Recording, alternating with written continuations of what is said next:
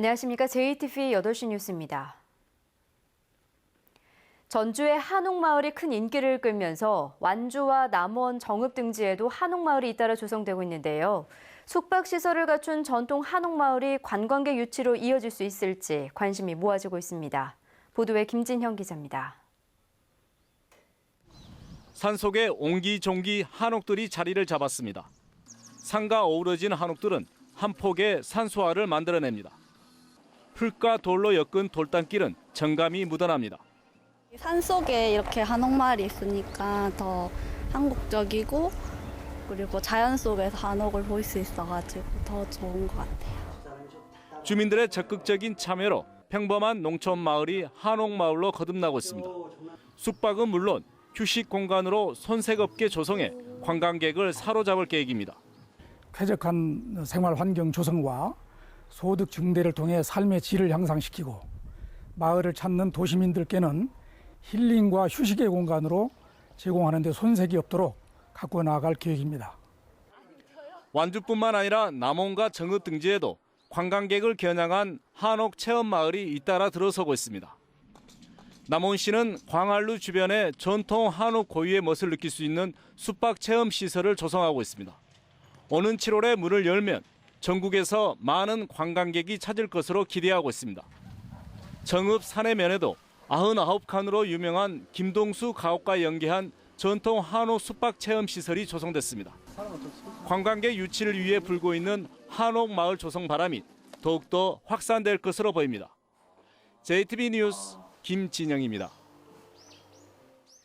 행정자치부가 자치단체의 애매모호한 행정구역을 강제적으로 조정하는 지방자치법 일부 개정안을 입법 예고해 논란이 일고 있습니다. 정읍시 신정동 모 기도원 일대의 경우 행정구역은 정읍시에 속하지만 생활권은 전남 장성군으로 분류되고 충남 금산군 방우리의 경우 행정구역은 충남 금산군이지만 실제 생활권은 무주군에 속해 있습니다. 전라북도는 새 지역을 편입하는 자치단체는 환영하지만 지역을 내주는 자치단체 반발이 크다며 행정자치부의 관할구역 강제 결정에 신중한 접근이 필요하다고 밝혔습니다. 전라북도의 대표 작물인 보리가 수확철을 앞두고 말라 죽는 피해를 입고 있습니다. 최근 자주 내린 비가 원인이라고 합니다. 하원우 기자입니다. 수확철을 앞두고 한창 풀어야 할 보리가 말라 죽어가고 있습니다. 보리 이삭은 알맹이가 여물어야 하지만 빈 껍데기뿐입니다. 뿌리는 아예 썩었습니다. 최근 비가 자주 내리면서 인근 1000헥타르 가운데 절반가량이 이런 피해를 입었습니다. 한 작황이 지금 한 50% 정도, 작년에 50%가 줄을 것 같아요. 지금 현재. 왜냐면 이 보리는 밭작물인데 비가 안 와야 돼요, 이때. 근데 비가 이렇게 자주 오니까 뿌리가 썩어서 그 등숙률이 떨어지는 거예요. 전북의 강수량은 1월과 2월에는 평년과 비슷하거나 조금 적었지만 보리 성장기인 3월에는 50%, 4월에는 2배가량 많았습니다.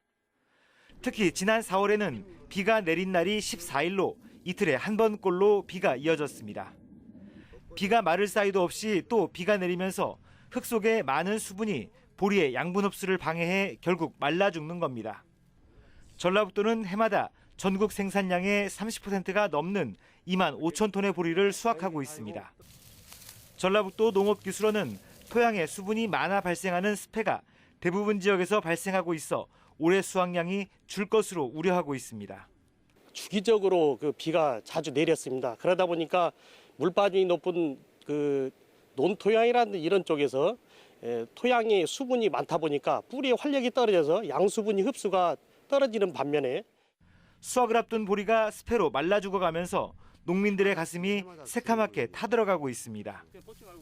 JTB 뉴스 하원호입니다. 전북대 로스쿨이 2020년까지 5년간 등록금을 동결합니다. 전북대를 비롯한 10곳의 전국 국립대 로스쿨은 앞으로 5년간 등록금을 동결하기로 합의하고 동결된 등록금을 올해 2학기부터 적용하기로 했습니다. 하지만 원광대 로스쿨은 전국 10개 사립대 로스쿨이 결정한 등록금 15% 인하에 동참하지 않기로 했습니다. 교육부는 내년 인증평가에서 등록금의 경감 현황을 주요 지표로 반영하기로 했습니다. 전주시의 만 17세 이하 아동 청소년 인구는 전체 인구의 20%에 이릅니다. 전주시가 국제기구와 손잡고 아동이 살기 좋은 도시 만들기를 선언했습니다. 권대성 기자의 보도입니다. 아이들의 웃음소리가 푸르름이 더해가는 숲속을 가득 채웁니다.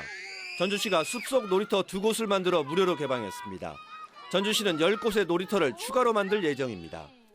숲에서 활동하고 온 날은 아이들이 좀 더 차분해지는 것 같기도 하고 자연과 하나 돼서 노는 그런 과정 속에서 서로의 사회성도 배우는 것 같고 전주시가 아동과 청소년의 생존과 복지, 권리를 보장하는 도시를 만들기로 하고 유엔 산하 아동 구호기관인 유니세프와 손을 잡았습니다. 아동 전담부서와 조례를 만드는 등 유니세프가 제시하는 10대 과제와 각종 기반 시설을 갖춰나갑니다. 안전 문제가 역시 우리의 의식이나 또 실제 여러 가지 그 행정면에서 미흡하다는 생각이 있어서 어린이의 안전에 관한 조항까지 포함해서 10가지를 만들었습니다만 전주시의 만 17세 이하 아동 청소년은 12만 7천 명, 전체 인구의 19.6%에 이릅니다. 노인 인구보다도 5만 명 더 많습니다. 전주시는 아동과 청소년의 의견을 정책에 반영하는 제도를 만들 예정입니다. 아동의회, 아동청소년의회도 구성할 계획이고요. 그 아동에 관한 아동의 욕구가 어떤 건지, 뭐를 아동이 정말 추구하고 싶은 거가 뭔지를. 전주시는 내년에 아동 친화도시 인증을 받겠다는 목표인데 국내 인증 도시는 서울 성북구 등 2곳입니다. JTB 뉴스 권대성입니다. 전주시가 세계 무형유산 박람회를 개최하는 방안을 추진합니다. 전주시는 전주에 국립무형유산원이 있는 만큼 세계 무형유산 박람회를 신설해 국가 행사로 여는 방안을 추진하기로 했습니다. 전주시는 2018년 첫 박람회를 시작으로 해마다 개최할 계획입니다. 전북의 직거래 장터 4곳이 농수산식품유통공사의 지원 대상으로 선정됐습니다. 농수산식품유통공사는 전북도청 로컬푸드 토요장터와 군산의 박물관 주말장터, 그리고 무주 반딧불 주말 난장과 진안의 고원장터를 장터 지원 대상에 선정했습니다. 이들 직거래 장터는 최대 5천만 원을 지원받기 때문에 소비자들에게 지역 농수산물을 저렴하게 공급할 수 있습니다. 전북에서 외국인이 보유한 토지는 국내 전체 외국인 보유 면적의 3%를 차지하는 것으로 나타났습니다. 국토교통부는 외국인이 보유한 전북의 토지 면적은 696만 제곱미터로 전국의 3%를 차지하고 금액으로는 3,098억 원으로 전국의 1% 수준이라고 밝혔습니다. 전국적으로는 전남이 16.8%로 가장 넓고 경기 15.8%, 경북 15.3% 등입니다. 2016 전북기자협회 체육대회가 JTB 전주방송과 전북일보 등 방송과 신문, 통신 등 11개 회원사가 참여한 가운데 우석대학교 체육관에서 열렸습니다. 오늘 체육대회에는 기자와 가족 등 200여 명이 참여해 공굴리기와 배구 등 다양한 경기를 하며 친선과 우위를 다졌습니다. 날씨입니다. 전북은 내일 맑겠고 내륙 지역을 중심으로 새벽에 안개가 끼는 곳이 있겠습니다. 낮 기온은 32도까지 오르면서 초여름 더위가 이어지겠습니다. 군산과 김제 등 서해안 지역은 내일 맑겠습니다. 아침 최저 기온은 13도에서 15도, 낮 최고 기온은 29도에서 31도가 예상됩니다. 바다의 물결은 0.5에서 2m를 일겠습니다. 전주와 남원 등 내륙 지역도 맑겠습니다. 아침 최저 기온은 8도에서 15도, 낮 최고 기온은 29도에서 32도까지 오르겠습니다.